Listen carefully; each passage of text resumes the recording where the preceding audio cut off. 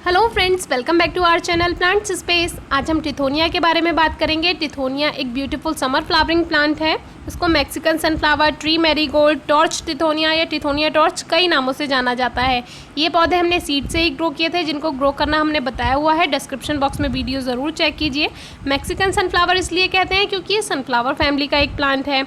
Tree marigold इसलिए कहते हैं क्योंकि इसका जो फूल होता है वो दूर से देखने में गेंदे की तरह दिखता है, लेकिन इसके प्लांट की हाइट 3 से 5 फीट होती है, तो वो बिल्कुल एक गेंदे के पेड़ की तरह लगता है। टॉर्च टिथोनिया इसलिए कहते हैं क्योंकि इसका जो फूल होता है उसकी स्टिक काफ़ी बड़ी होती है और उस पर फूल आता है, तो वो ऐसा लगता है जैसे किसी ने टॉर्च जलाई हुई हो, क्योंकि इसका जो कलर होता है वो येलो, रेड और ऑरेंज शेड में होता है, तो काफ़ी खूबसूरत फूल होता है। इस प्लांट पर भी इंसेक्ट अटैक होता है। इस पर फ्लाइज, मॉथ अंडे देते हैं जिनसे लार्वा बनता है और वो पत्तियों को खाने लगते हैं। मॉथ बिल्कुल बटरफ्लाई के जैसे होते हैं, बस वो रात में उड़ते हैं। ओलियंडर हॉक मॉथ पर एक वीडियो हमने बनाई हुई है, डिस्क्रिप्शन बॉक्स में आप ज़रूर चेक कीजिए। तो इसके पत्तियों में कट होता है, इसीलिए हमें ध्यान से देखना पड़ता है कि इस पर कोई लार्वा इसकी पत्तियों को खा रहा है। तो बहुत ध्यान से देखने पर ही पता चलेगा, इसीलिए अपने पौधे का आप ध्यान रखिए। तो ये जो आप लार्वा देख रहे हैं, ये अभी शुरुआत ही करी थी इसने पत्तियों को खाना, लेकिन हमने इसको सही टाइम पे देख लिया है। काफ़ी सॉफ्ट होती हैं इसकी पत्तियाँ। इन पर स्पाइडर माइट अटैक भी होता है, क्योंकि जब ये पौधे हम ग्रो करते हैं तो फरवरी लास्ट या मार्च में ग्रो करते हैं इनको सीड से, और फिर मार्च अप्रैल में स्पाइडर माइट्स अटैक बहुत ज़्यादा होता है। सनफ्लावर पे भी बहुत ज़्यादा होता है, क्योंकि उसकी जो पत्तियाँ होती हैं वो थोड़ी खुरदरी होती हैं। और हर श्रृंगार, डहेलिया, बहुत से पौधों पर स्पाइडर माइट अटैक होता है, तो उसको कंट्रोल कीजिए। इस पर भी एक वीडियो है, वो भी आपको डिस्क्रिप्शन बॉक्स में मिल जाएगी। तो इसमें एक 10 इंचज़ के पॉट में हमने ये 3 पौधे लगाए थे। एक पौधा फिर हमने बाद में हटा दिया था और उसे 6 इंचज़ के पॉट में लगा दिया था, ये देखने के लिए ये छोटे पॉट में भी चल जाते हैं या नहीं। तो काफ़ी बड़ा पौधा होता है क्योंकि इसका, तो साथ में इसके 2 पौधे रह गए। तो 2 पौधों में से एक पौधा तो टिथोनिया ही निकला, लेकिन दूसरा पौधा पता नहीं कैसे वो सनफ्लावर बन गया, या सनफ्लावर ही था वो, क्योंकि जो टिथोनिया के जो पत्ते होते हैं शुरू में वो बिल्कुल सनफ्लावर के जैसे ही आते हैं, क्योंकि सनफ्लावर फैमिली का ही प्लांट है। फिर बाद में जब ये बड़े होते हैं तब इसमें कट आ जाता है। तो कोई बात नहीं, फूल तो फूल है। तो हमें सनफ्लावर का एक एक्स्ट्रा प्लांट मिल गया था, लेकिन वही है कि जो टिथोनिया के प्लांट हमारे पास 2 ही रह गए। तो इस तरह से एक हमने 6 इंचज़ के पॉट में लगाया और एक 10 इंचज़ के पॉट में लगाया। ये पौधा ग्राउंड में लगाएंगे बहुत अच्छे से ग्रोथ करेगा, लेकिन पॉट में भी अगर आप इसको 10 इंचज़ का पॉट कम से कम दीजिए, क्योंकि छोटे पॉट में इतने अच्छे से ग्रोथ नहीं कर पाता है टिथोनिया, और उसकी फ्लावरिंग भी ज़्यादा नहीं आएगी। बस फ्लावरिंग पर ही असर पड़ता है, बाकी और कोई असर नहीं पड़ता है। बाकी पौधे हमने आपको हर पॉट में लगाना बताया हुआ है। जितने भी पौधे हैं उनको छोटे पॉट में लगाना हमने बताया है, तो वो सब तो ग्रो हो जाते हैं। लेकिन जो ये टिथोनिया होता है, इसको आपको बड़ा पॉट ही देना होता है, क्योंकि ये बड़ा पौधा होता है। इसमें डॉप वैरायटी भी आती है। तो पहले इसका जो फर्स्ट फ्लावर था वो खिलने लगा है और कलर इसमें आया है रेडिश ऑरेंज। तो जो इसका रेडिश ऑरेंज कलर है वो काफ़ी खूबसूरत लग रहा है। इसमें येलो कलर भी आता है, प्लेन ऑरेंज कलर भी आता है। तो ये कलर आया है, बहुत ही खूबसूरत है, और पहला फूल भी इसमें काफ़ी खूबसूरत खिला है, और भी कलियां धीरे धीरे आती जा रही हैं। इस प्लांट के लिए बहुत ज़्यादा केयर की ज़रूरत नहीं होती है, और उसमें ही आपको बहुत अच्छी फ्लावरिंग मिल जाती है।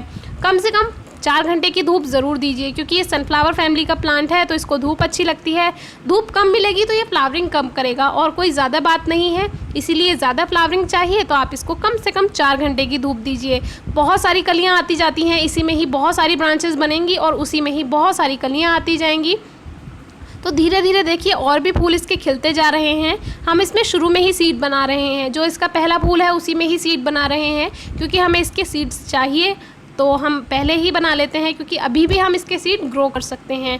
तो शुरू में हम इसके सीड बना लेंगे। अगर आपको प्लांट को अच्छी कंडीशन में रखना है तो आप शुरू में सीड्स ना बनाएं, उस पर बहुत ज़्यादा फ्लावरिंग आएगी। जैसे ही फूल सूखते जाएं उनको कट करते जाएं, तो आपका प्लांट बहुत सारे फूलों से जल्दी ही भर जाएगा। तो हमें शुरू में ही सीड्स बनाने हैं, इसीलिए हम इसको कट नहीं करेंगे, और फिर जैसे ही इनको कट करेंगे कुछ सीड हमें मिल जाएंगे। उसके बाद ये पूरे रेनी सीज़न हमें बहुत अच्छी फ्लावरिंग देगा। पूरे समर, पूरे रेनी सीज़न बहुत अच्छी फ्लावरिंग देता है। इसको बहुत ज़्यादा ठंडक पसंद नहीं है पौधे को, इसीलिए ये समर फ्लावरिंग प्लांट है। सर्दियों में ये मर जाता है।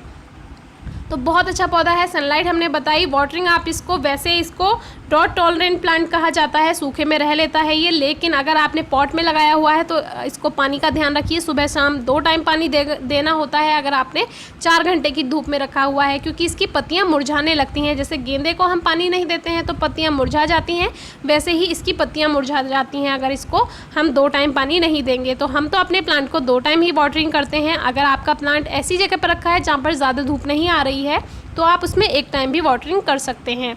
तो वाटरिंग हो गई, सनलाइट हो गई। अब बात करते हैं फर्टिलाइज़र की। एक बार हमने इसमें सॉइल मिक्सचर में गोबर की खाद ऐड की थी, जब इसका सॉइल मिक्सचर तैयार किया था, पौधों को ट्रांसप्लांट किया था।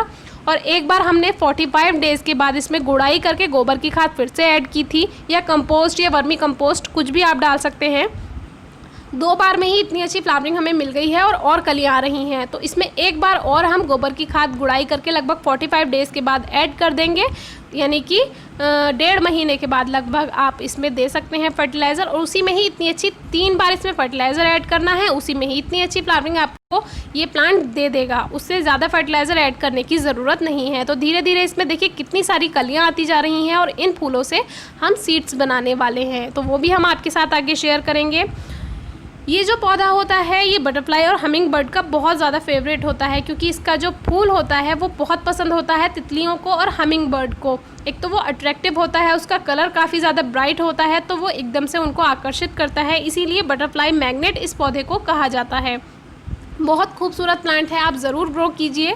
तो ये काफ़ी हार्डी फ्लावर है, 2 से 3 दिन आराम से चल जाता है और पत्तियां भी इसकी बर्न नहीं होती हैं। कितनी भी ज़्यादा गर्मी होगी, इसकी जो पत्तियां हैं, प्लांट की जो पत्तियां हैं वो तो मुरझा जाएंगी, झुक जाएंगी गर्मी के कारण, लेकिन जो पेटल्स हैं, फ्लावर पेटल्स हैं, जो पंखुड़ियाँ हैं, वो बिल्कुल भी नहीं मुरझाती हैं। इस तरह से काफ़ी हार्डी फ्लावर है ये।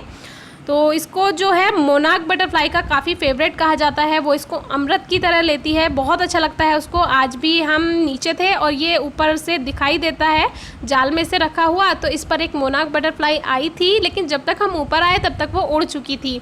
ऑरेंज कलर की जो तितली होती है वो इस पर काफ़ी ज़्यादा आती है, क्योंकि इसका जो कलर है वो ब्राइट है।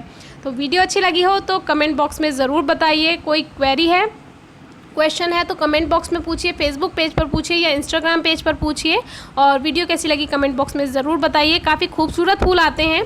अभी तक हमने इसको कटिंग से ग्रो नहीं किया है और ना ही कभी किसी को ग्रो करते हुए देखा है, तो इस बार हम इसको कटिंग से भी ग्रो करेंगे और आपके साथ वीडियो भी शेयर करेंगे। तो ज़रूर बताइएगा वीडियो कैसी लगी है। और ज़्यादा इसके लिए बहुत ज़्यादा केयर नहीं करनी है, इस तरह से बहुत अच्छी फ्लावरिंग आप पा सकते हैं। Thank you.